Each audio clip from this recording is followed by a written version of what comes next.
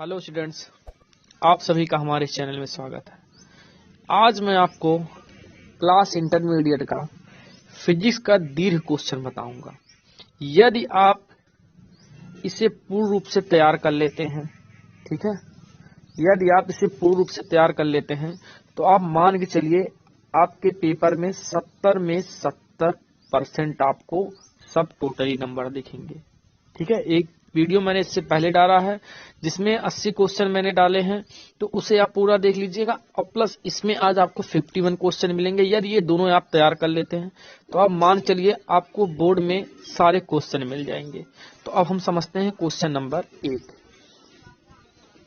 देखिए question number 1 है, एक वृत्ताकार आवेशित धातु के छल्ले की परिधि पर Q आवेश है तथा स्मॉल a इसकी त्रिज्या, तो छल्ले के केंद्र से इसकी अच्छी मतलब अक्षीय है ये, ठीक है,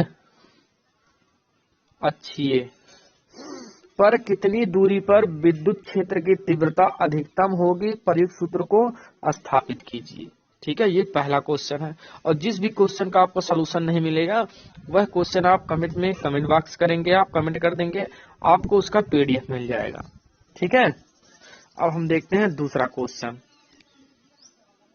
देखिए को दूसरा नंबर है, वैद्युत द्विध्रुव के कारण अक्षीय स्थिति में किसी बिंदु पर वैद्युत क्षेत्र की तीव्रता के लिए सूत्र निगमन कीजिए। देखिए एक होता है अक्षीय स्थिति और एक होता है निरक्षीय स्थिति, तो आप दोनों अच्छे से तैयार कर लीजिएगा।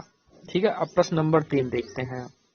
देखिए प्रश्न नंबर 3 है, सिद्ध कीजिए कि किसी बंद पृष्ठ से गुजरने वाला नेट वैद्युत फ्लक्स उस पृष्ठ पर परिबद्ध कुल आवेश Q का 1/ε0 गुना, ऐसे बनता है ε0, ठीक है, गुना होता है जहां ε0 मुक्त आकाश अथवा निर्वात की विद्युतशीलता है। अगला प्रश्न देखते हैं।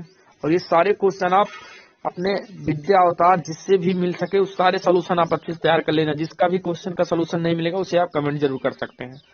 अगला देखिए प्रश्न नंबर 4 है, वैद्युत ध्रुव से क्या तात्पर्य है, मतलब वैद्युत ध्रुव किसे कहते हैं। वैद्युत ध्रुव की अक्षीय स्थिति में तथा निरक्षीय स्थिति में किसी बिंदु पर वैद्युत विभव का सूत्र स्थापित कीजिए।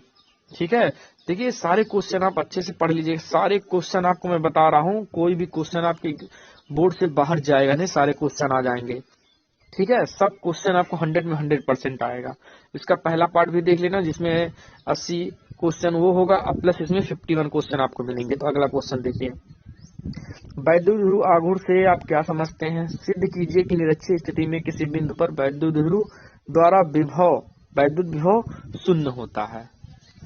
ठीक, अगला प्रश्न देखिए, सिद्ध कीजिए कि आवेशित चालक की स्थितिज ऊर्जा U बराबर 1/2 CV², जहां C चालक की धारिता तथा B उसका विभव है। यह चालक के आवेश Q पर कैसे निर्भर करती है।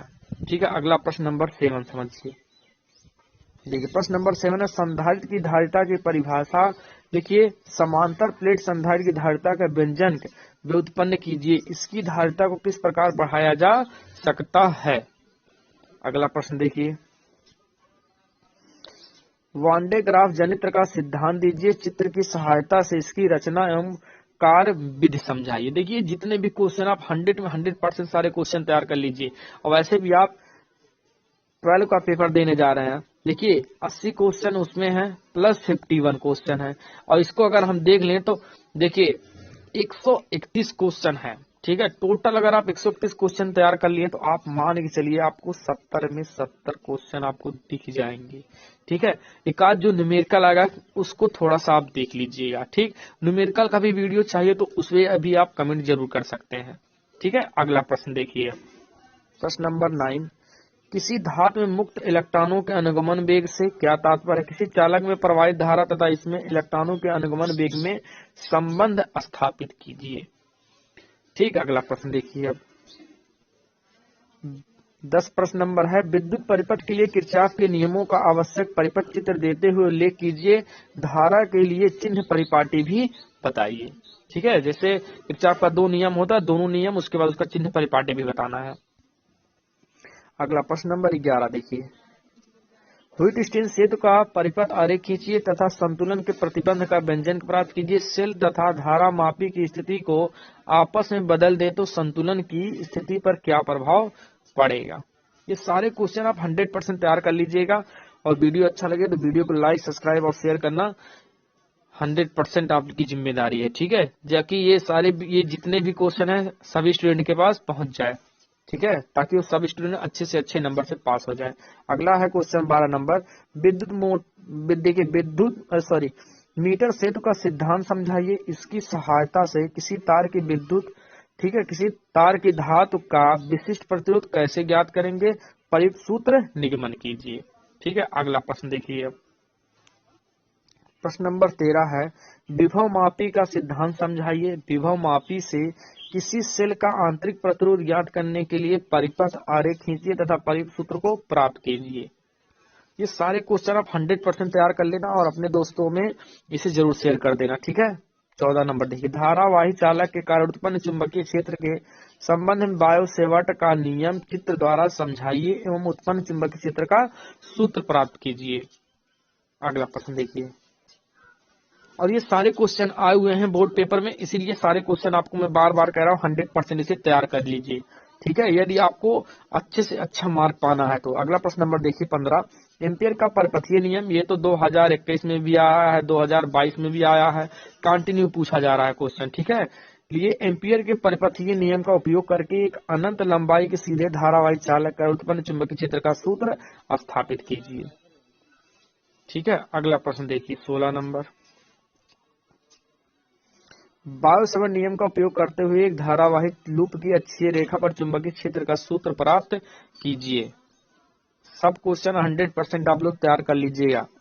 अगला देखिए, एक समान चुंबकीय क्षेत्र बी में n फेरों कैपिटल ए क्षेत्रफल है तथा धारा आई वाली कुंडली पर लगने वाले बल के आघूर्ण का व्यंजन के व्युत्पन्न कीजिए। मतलब व्यंजन का व्युत्पन्न करना है, ठीक है, यहाँ एक ही बार रहेगा। जबकि कुंडली की अक्ष एवं चुंबकीय क्षेत्र बी के बीच कोण ये थीटा है। क्या है? थीटा ऐसे बनता है, ठीक है, थीटा है, ठीक है। अगला प्रश्न देखिए, अगला 18 नंबर, भू चुंबकत्व के विभिन्न अवयव क्या हैं, इनमें आपस में क्या संबंध है, सूत्र स्थापित कीजिए। अगला क्वेश्चन देखिए, ये 19 नंबर क्वेश्चन बहुत ही इंपॉर्टेंट। देखिए, प्रचुंबकीय, अनुचुंबकीय तथा लौह चुंबकीय पदार्थों में अंतर। अगर अंतर नहीं आएगा तो प्रचुंबकीय, अनुचुंबकीय या लौह चुंबकीय तीनों में इसकी विशेषताएं पूछी जा सकती हैं आपसे।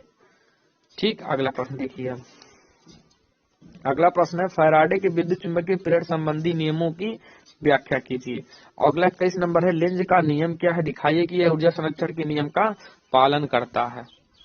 अगला प्रश्न समझिए, देखिए, स्वप्रेरण गुणांक की परिभाषा दीजिए। एक समतल वृत्ताकार कुंडली के लिए स्वप्रेरण गुणांक का सूत्र निगमित कीजिए। अगला 23 नंबर पर समझिए, एक कुंडली आयताकार अथवा वृत्ताकार अपनी अक्ष के परिता किसी एक समान चुंबकीय क्षेत्र में कोणीय वेग, ये ओमेगा है, क्या है, ओमेगा ऐसे बनता है, से घुमाई जाती है तो उसमें उत्पन्न, ठीक है, प्रेरित विद्युत वाहक बल के लिए व्यंजन का स्थापित कीजिए। प्रेरित विद्युत वाहक बल कब महत्तम तथा कब न्यूनतम होता है, ठीक है। अगला समझिए, देखिए, बहुत ही इंपॉर्टेंट क्वेश्चन है 24 नंबर, एलसीआर। देखिए, एलसीआर एक परिपथ है जो प्रत्यावर्ती धारा मिलेगा, ठीक है।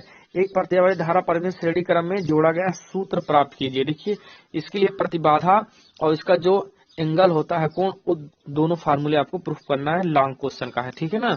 अगला समझिए,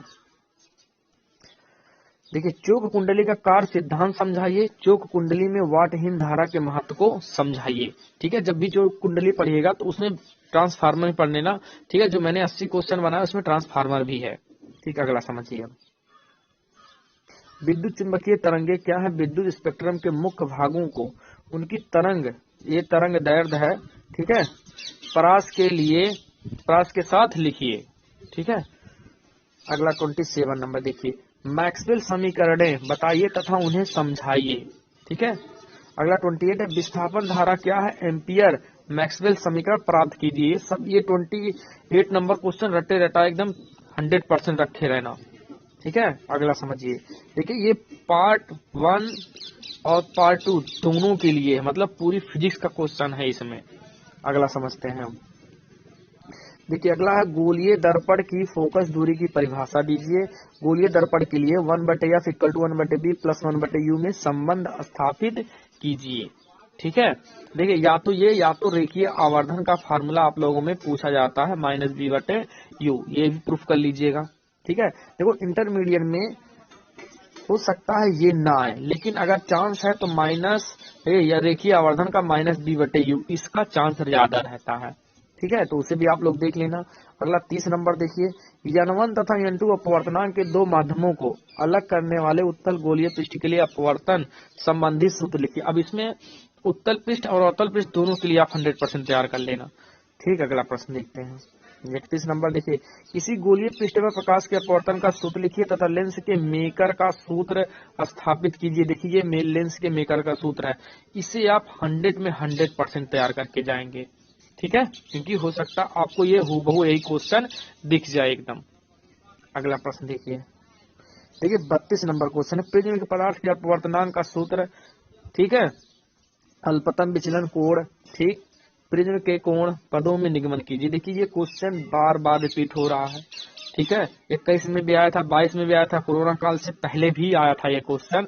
तो देखिए ये क्वेश्चन आपको जो होगा, देखिए ऐसे समझ लीजिए ध्यान से, बहुत ही इंपॉर्टेंट है। n बराबर जो होता है sine a plus del M बटे साइन a/2, यही फार्मूला प्रूफ करने के लिए पूछता है।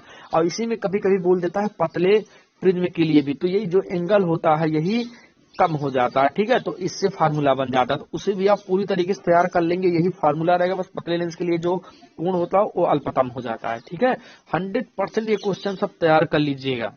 अगला देखिए,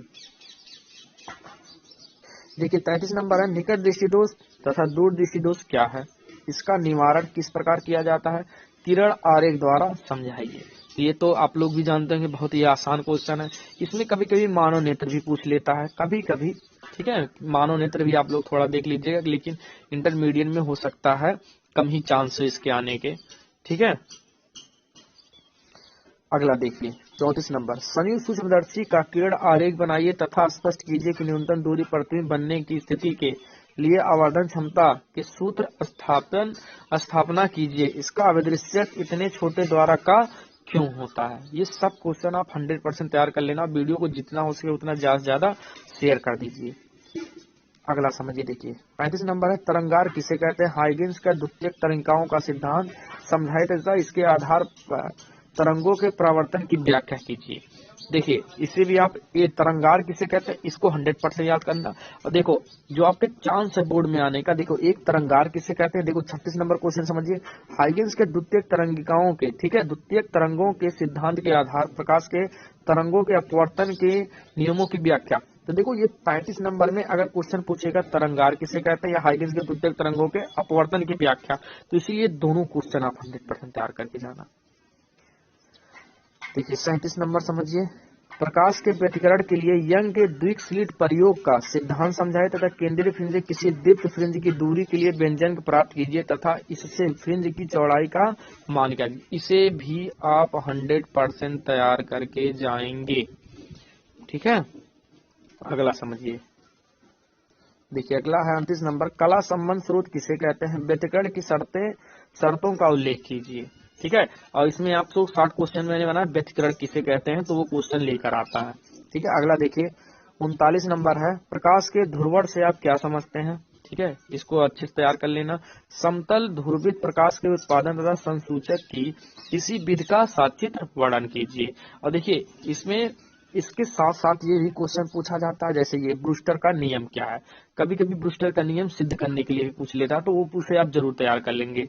ठीक है, अगला समझिए अब, ये 41 नंबर है, द्रव्य तरंगे क्या है, इसकी डेफिनेशन भी पूछी जाती है, बहुत बार क्वेश्चन में पूछा गया है। तो द्रव्य तरंगे किसे कहते हैं उसे जरूर याद कर लेना। देखिए डी ब्रॉगली ये तरंग दैर्ध्य लिखा है, क्या है, तरंग दैर्ध्य। ठीक है, का सूत्र व्युत्पन्न कीजिए। ठीक है, डी ब्रॉगली तरंग दैर्ध्य काफी इंपॉर्टेंट क्वेश्चन, उसे भी तैयार कर लेना।